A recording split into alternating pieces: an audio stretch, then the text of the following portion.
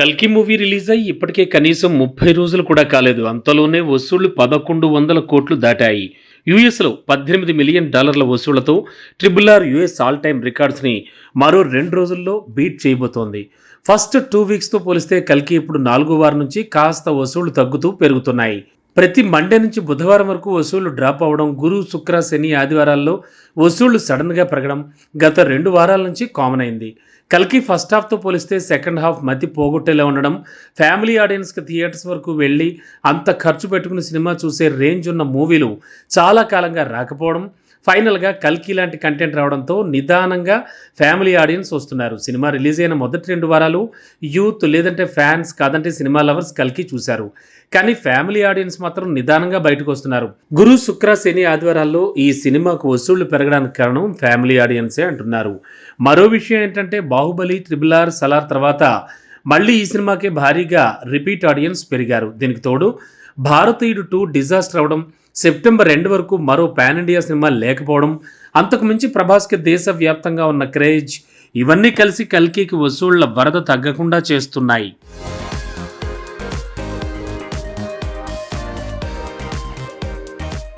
Super star Mahesh బాబుతో రాజమౌళి తీయాల్సిన cinema ఏప్రిల్లో లాంచ్ అవ్వాలి. సరే, అప్పుడు లాంచ్ చేసి ఆగస్టులో షూటింగ్ మొదలు పెడతా అన్నారు. అలా కూడా జరగలేదు. ఆగస్ట్ 9న మహేష్ బర్త్డేకైనా సినిమా లాంచ్ అవుతుందా? కానే కాదని తేలింది. అక్టోబర్ అంటే దసరాకు సినిమా షూటింగ్ షురూ చేస్తారని ప్రచారం జరిగింది. తీరా చూస్తే అది కూడా కాని పనే అంటున్నారు. డిసెంబర్లోనే ఈ మూవీ లాంచ్ అవుతుందట. 2025 సంక్రాంతి నుంచే రెగ్యులర్ షూటింగ్ అని తెలుస్తోంది. ఆగస్ట్ 9న మహేష్ బర్త్డే, అక్టోబర్లో దసరా, నవంబర్లో దీపావళి, ఇన్ని కలిసి వచ్చే అకేషన్స్ని వదిలి ఎందుకు డిసెంబర్లోనే సినిమాను లాంచ్ చేయాలనుకుంటున్నారు? ఈ ప్రశ్నకు సమాధానం ఇద్దరి చేతుల్లో ఉంది. వాళ్లే ఈ మూవీలో విలన్, హీరోయిన్. రాజమౌళి మొన్నటి వరకు పాన్ ఇండియా సినిమాలు తీశాడు కాబట్టి అన్నీ తన చేతిలో పనులే. కానీ ఇప్పుడు Jurassic park fame Steven Spielberg banner అయిన డ్రీమ్ వర్క్స్ మహేష్ బాబు సినిమాని కో ప్రొడ్యూస్ చేయబోతోంది. సో వాళ్ళు చెప్పే కాస్ట్ అండ్ క్రూను కూడా రాజమౌళి కన్సిడర్ చేయాల్సి వస్తోంది. అందుకే ఆ లెక్కలన్నీ తేలకముందు కాస్ట్ అండ్ క్రూను ఫైనల్ చేయకుండా సినిమా లాంచ్ చేస్తే ప్రయోజనం ఉండదు. అందుకే అవన్నీ దీపావళిలోగా ఫైనల్ అవుతాయి. కాబట్టి క్రిస్మస్కి మూవీని లాంచ్ చేసి సంక్రాంతి నుంచి రెగ్యులర్ షూటింగ్ ప్లాన్ చేస్తున్నారట.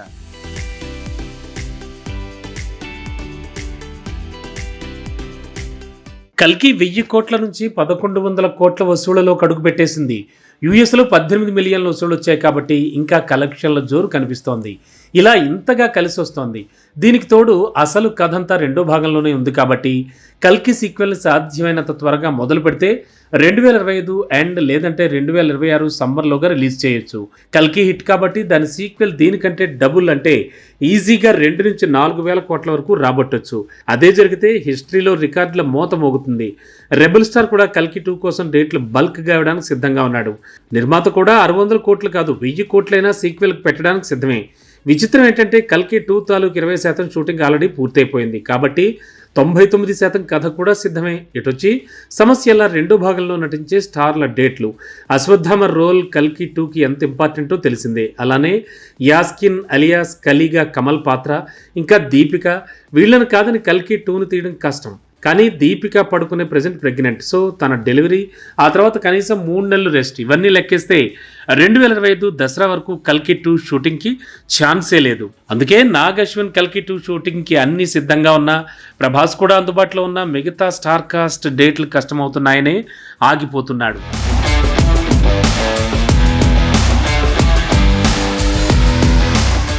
గేమ్ చేంజర్ షూటింగ్ పూర్తయిందని సంబరపడడం కంటే భారతీయుడు 2 ఫ్లాప్ అయిందని మెగా ఫ్యాన్స్ భయపడాల్సి వస్తోంది.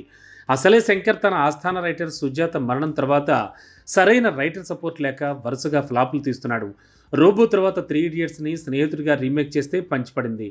ఐ మూవీ తీస్తే ఫ్లాప్ అయింది. రోబో 2.0ని 500 కోట్లు పెట్టి తీస్తే పెట్టిన పెట్టుబడే తిరిగి రాలేదు. ఇప్పుడు భారతీయుడు 2 ఫ్లాప్తో వరుసగా 4 డిజాస్టర్లు తన అకౌంట్లో పడ్డాయి. గేమ్ చేంజర్ మరి శంకర్ గేమ్ను చేంజ్ చేస్తుందా అంటే ఇది కూడా సీరియల్లా ఏళ్లకేళ్లు తీస్తూ తన ఫోకస్ అంతా భారతీయుడు 2, భారతీయుడు 3 మీదే పెట్టాడు శంకర్. అందుకే ఒకే ఒక్కడు కథనే మరోలా తీశాడు అంటున్నారు. కాబట్టి ఇదేమైనా బెడిసి కొడుతుందా అనే అనుమానాలున్నాయి. భారతీయుడు కలిసొచ్చిందని 'భారతీయుడు 2' తీస్తే ఫ్లాప్ అయింది. 'రోబో' కలిసొచ్చిందని 'రోబో 2' తీస్తే ఫ్లాప్ అయింది. ఇప్పుడు ఒకే ఒకడు కలిసొచ్చిందని అలాంటి కథతోనే 'గేమ్ చేంజర్' తీస్తే ఏమవుతుందో అన్న కంగారు గ్లోబల్ స్టార్ ఫ్యాన్స్‌లో ఉంది. అందుకే 'భారతీయుడు 2' రిజల్ట్ ఎఫెక్ట్ 'గేమ్ చేంజర్' మీద పడకుండా ఉండాలి అంటే రిలీజ్ వాయిదా పడాలని ఫ్యాన్స్ కోరుకుంటున్నారు. అదే నిజం చేస్తున్నాడు చరణ్. ఈ సినిమాను దసరాకు విడుదల చేయాలి అనుకుంటున్నారు. కానీ డిసెంబర్‌కే ముహూర్తం మారిందట. అప్పుడు కూడా అంతా బావుందనుకుంటేనే విడుదలవుతుందని తెలుస్తోంది. అంతేకాదు 'భారతీయుడు 2'లో కనీసం గంట ఫుటేజ్ వేస్ట్, బోరింగ్ అన్నారు.